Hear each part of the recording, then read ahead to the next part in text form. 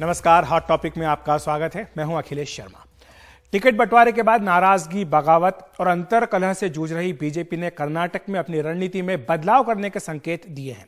BJP अभी तक मुख्यमंत्री के चेहरे को लेकर चुप थी, लेकिन अब संकेत मिल रहे हैं कि अगर पार्टी जीती तो मौजूदा मुख्यमंत्री बसवराज बोम्मई को ही यह जिम्मेदारी फिर से दी जा सकती है। दरअसल सिद्धारमैया ने कथित तौर पर कहा था कि कर्नाटक में लिंगायत सीएम है जो भ्रष्टाचार की जड़ है। इसके बाद बीजेपी ने इसे लिंगायत समाज का अपमान बताया था। हालांकि बाद में सिद्धारमैया ने कहा था कि उनके बयान को तोड़ मरोड़ कर पेश किया गया। बीजेपी मुस्लिम आरक्षण और पीएफआई पर बैन, इन मुद्दों को भी गरमाने की तैयारी में है। पार्टी नेता कर्नाटक में सभी विधानसभा चुनाव में एक साथ एक ही दिन चुनाव प्रचार कर कारपेट बॉम्बिंग भी कर रहे हैं। बीजेपी सूत्रों के अनुसार वहां पर अगर फिर से बीजेपी की सरकार बनती है तो बसवराज बोम्मई ही फिर से मुख्यमंत्री बन सकते हैं। और इसके पीछे कारण यह बताया गया है कि बोम्मई अभी तक 51 से भी ज्यादा विधानसभा सीटों पर चुनाव प्रचार कर चुके हैं। कई रोड शो भी उन्होंने किए हैं और इसका मतलब यह है कि कर्नाटक के बीजेपी के नेताओं में बोम्मई सबसे प्रमुख चेहरा हैं बीजेपी के, इसीलिए उन्हें दोबारा जिम्मेदारी मिल सकती है। इसके साथ साथ कर्नाटक कांग्रेस में जिस तरह की अंदरूनी लड़ाई है बीजेपी के मुताबिक मुख्यमंत्री पद को लेकर, उसे भी पार्टी उजागर करने जा रही है। वहां पर मुख्यमंत्री की कुर्सी के लिए सिद्धारमैया और डीके शिव कुमार के बीच लड़ाई सार्वजनिक है और इसी को बीजेपी लोगों के बीच लेकर के जाएगी। इसी तरह लिंगायत सीएम को लेकर जो सिद्धारमैया का बयान आया था, उसे पूरे लिंगायत समाज का अपमान बताकर भी बीजेपी ने एक बड़ा मुद्दा इसको बनाने का फैसला किया है। और शायद इसीलिए वजह है कि पार्टी कह रही है कि फिर से लिंगायत सीएम हो सकता है और वो भी बसवराज बोम्मई। और साथ ही मुस्लिम आरक्षण को लेकर भी कांग्रेस ने को जिस तरह से बयान आ रहे हैं, उसको लेकर भी बीजेपी ने घेरने का फैसला किया है। और बीजेपी पूछेगी कि जो मुस्लिम आरक्षण का वादा कांग्रेस पार्टी कर रही है कि उसको बहाल किया जाएगा, तो ये 4% किसके हिस्से से काट कर दिया जाएगा, ये कांग्रेस पार्टी स्पष्ट करे। कर्नाटक में यह भी रणनीति का हिस्सा है। हालांकि आपको बता दें कि आज सुप्रीम कोर्ट में जो सुनवाई हुई इस मुद्दे पर, इस पर 9 तारीख को अब अगली सुनवाई होगी और तब तक कर्नाटक में इसे लागू नहीं किया जाएगा। इसी तरह पीएफआई पर जो बैन हुआ है, उस पर भी बीजेपी के मुताबिक कांग्रेस के कई नेताओं ने सवाल उठाया है और इसको भी एक बड़ा मुद्दा बनाया जाएगा। रही बात पीएम नरेंद्र मोदी की, क्योंकि बीजेपी उन्हीं का चेहरा लेकर सबसे ज्यादा कर्नाटक में चुनाव प्रचार कर रही है, तो 6 दिनों तक पीएम मोदी कर्नाटक में चुनाव प्रचार करेंगे। उनकी करीब 25 रैलियां कर्नाटक में आयोजित होगी, ये बीजेपी की ओर से कहा गया है। जहां तक रही बात घोषणा पत्र की, तो ये सूत्र बता रहे हैं कि मई के पहले हफ्ते में बीजेपी अपना घोषणा पत्र जारी कर देगी। और आइए सुन लेते हैं कि मुस्लिम आरक्षण और पीएफआई पर बैन को लेकर कर्नाटक में चुनाव प्रचार कर रहे गृह मंत्री अमित शाह ने क्या क्या कहा है। हमारी सरकार ने एक यहां धर्म के आधार पर मुस्लिम रिजर्वेशन था, 4% रिजर्वेशन। भारतीय जनता पार्टी की सरकार ने वोट बैंक की लालच में पड़े बगैर ये मुस्लिम रिजर्वेशन को समाप्त कर दिया है। हम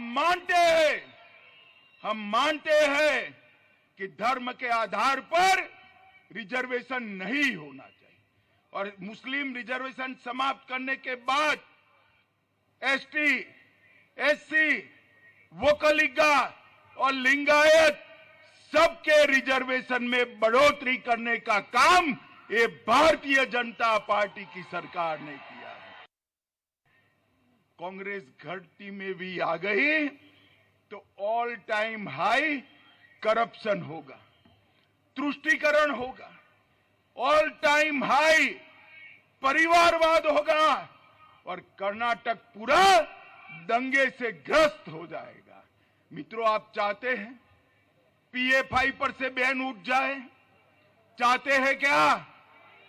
चाहते हैं? कांग्रेस पार्टी कहती है पीएफआई पर बैन लगाने की जरूरत नहीं थी।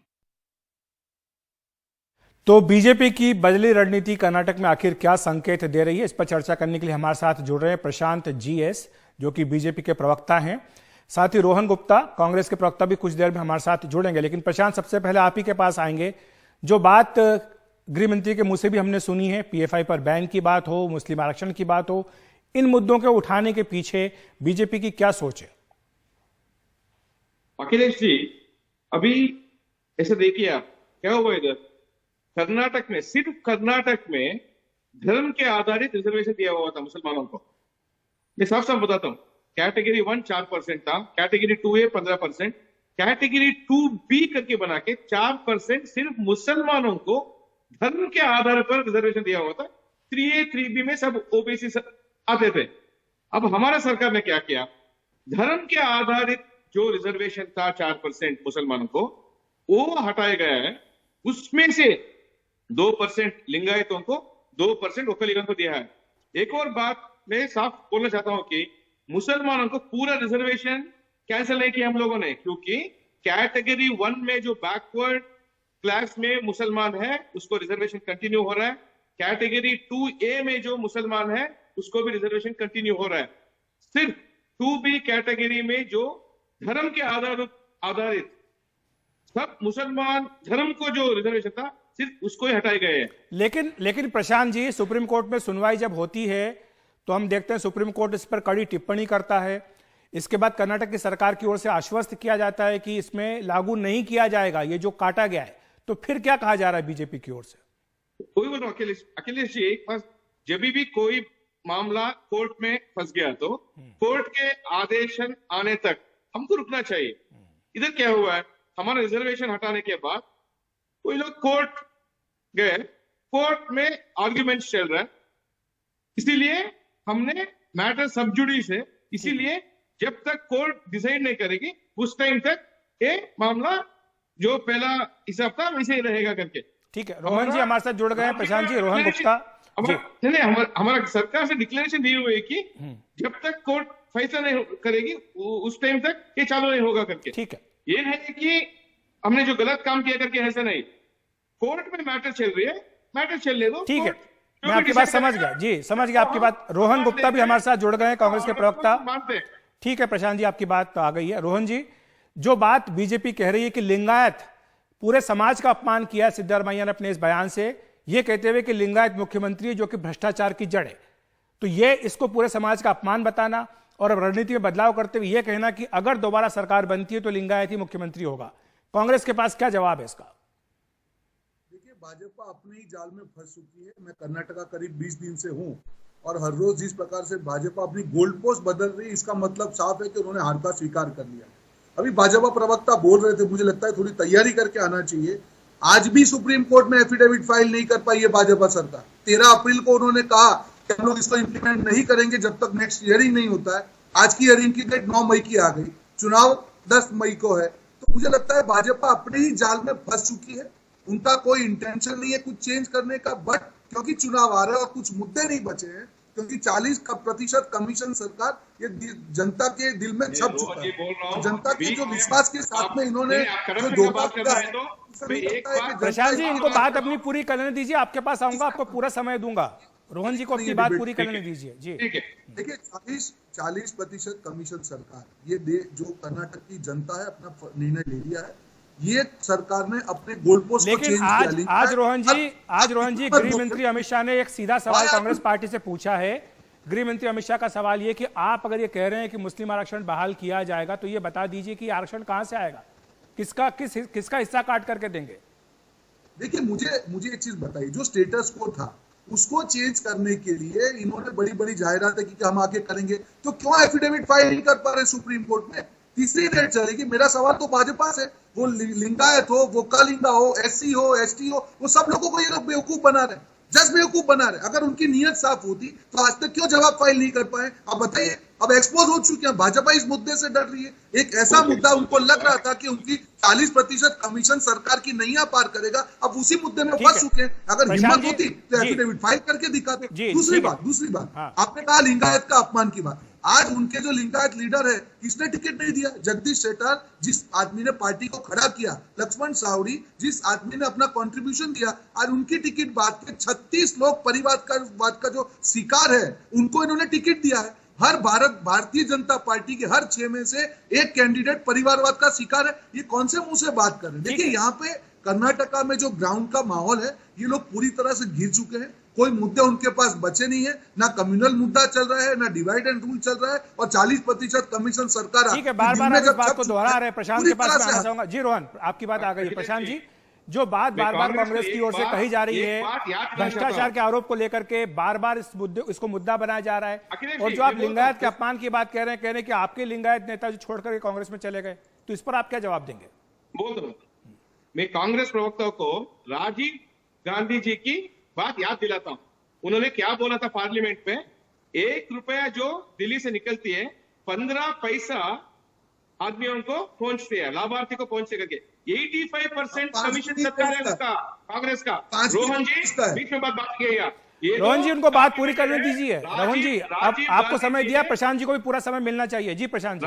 राजीव गांधी जी ने पार्लियामेंट में बोला था ये बात, तो हमको सब पता है कि कांग्रेस स्कैम्स में ही फायदा हुआ, स्कैम्स में ही चल रहा है वो। जीप स्कैम से लेकर अगस्ता वेस्टलैंड तक, बोफोर्स से लेकर कोल स्कैम तक, 2G तक, कोई भी स्कैम हो कांग्रेस है तो करप्शन है। एक बात है, वो अभी लिंगायत का मुख्यमंत्री की मैं बात कर रहे थे। नहीं, लेकिन प्रशांत जी इसी मुद्दे पर भ्रष्टाचार को लेकर के पहले बात कर रहे थे। कर्नाटक में जो आपकी सरकार है, उसके ऊपर सबसे ज्यादा आरोप इसको लेकर के लगाए जा रहे हैं। कांग्रेस की तो पूरी कैंपेन इसी के ऊपर आधारित है। अखिलेश जी, वो भी बोल रहा हूं, जो कॉन्ट्रैक्टर एसोसिएशन के अध्यक्ष केम्पन्ना ने आरोप लगाया था 40% करके, वो कैसा लगाया? सिद्धरामैया जी का घर जाके उधर से प्रेस कॉन्फ्रेंस करके आरोप लगाया था। उसके बाद हमारा एक मंत्री मुनिरत्ना जी ने उसके ऊपर केस डाला, डिफेमेशन केस। कोर्ट में दाखिलाती समर्पण करो, या उसके बाद क्या हुआ? कोर्ट में एक दिन टाइम भी लिया, केम्पन्ना ने कोई दाखिला नहीं दिखा पाया। उसके बाद केम्पन्ना जी को जुडिशियल कस्टडी में लिया हुआ था, तो डिफेमेशन केस भी डाला हुआ था। इसके पास कोई प्रूफ नहीं था, सिर्फ आरोप कर रहे हैं। उसके पास 1% का भी प्रूफ नहीं है। एक प्रूफ हमारे पास है कि कांग्रेस का 85% जो चल रहा है राजीव गांधी टाइम से, वो चल रहा है। उसको छुपाने के लिए कांग्रेस लोग ये लेके आ गया 40% करके। ठीक है। दूसरा बात, अभी जो हमारा नेता छोड़ दिया करके बोल रहे हैं। हाँ, ये कहा जा रहा है कि लिंगायत जो है आपके नेता, आप उनका सम्मान नहीं कर पाए, इसलिए उन्होंने पार्टी छोड़ दी। अखिलेश जी, मैं बोलता हूं उसको, ये समझिएगा, कोई एक आदमी को पार्टी स्पीकर बनाती है, लीडर ऑफ अपोजिशन बनाती है, पार्टी प्रेसिडेंट बनाती है, चीफ मिनिस्टर बनाती है, 6 टाइम एमएलए रह चुके हैं, उसको कहती है अब 30 साल आप ही एंजॉय किए हो पूरा अधिकार, अब कार्यकर्ता को सीट दे दीजिएगा। जगदीश शेट्टर ने मना कर दिया। जगदीश शेट्टर को यह भी कहा हुआ था कि आप सेंटर में आ जाइएगा, आपको राज्यसभा सीट दे देंगे, उधर उन्नति पदवी दे जाएगी करके। ठीक है। नहीं, उसके बाद जो पूर्व सीएम बने, वो एक एमएलए टिकट के लिए इतना लड़ा। ठीक है, जाते जाते मेरे पास समय बिल्कुल खत्म हो गया है प्रशांत जी, क्योंकि के लिए पार्टी छोड़ा है। ठीक है, पार्टी उसको कोई अपमान नहीं किया है। सब ठीक है। जो एक पार्टी एक कार्यकर्ता को दे सकती थी, सब कुछ जगदीश शेट्टर को भाजपा ने दिया है। क्योंकि 20 साल पहले जब जगदीश शेट्टर जी को पार्टी प्रदेश अध्यक्ष बनाया हुआ था, उस टाइम पे जो सीनियर नेता थे वो भी मानते नहीं थे। उस टाइम पे भी भाजपा ने यही स्टैंड लिया था कि युवा नेता उनको चांस मिलना चाहिए करके जगदीश शेट्टर जी को। ठीक है प्रशांत जी, माफी चाहता हूं, मेरे पास समय की कमी है। रोहन जी और प्रशांत जी, आप दोनों का बहुत बहुत शुक्रिया मेरे साथ जुड़ने के लिए। और देखना होगा कि जो रणनीति में बदलाव किया है, इसका जमीन पर क्या असर होगा। जाहिर सी बात है कि जब 13 तारीख को परिणाम आएंगे तब तस्वीर साफ हो जाएगी। लेकिन बहरहाल हॉट टॉपिक में वक्त है एक ब्रेक का।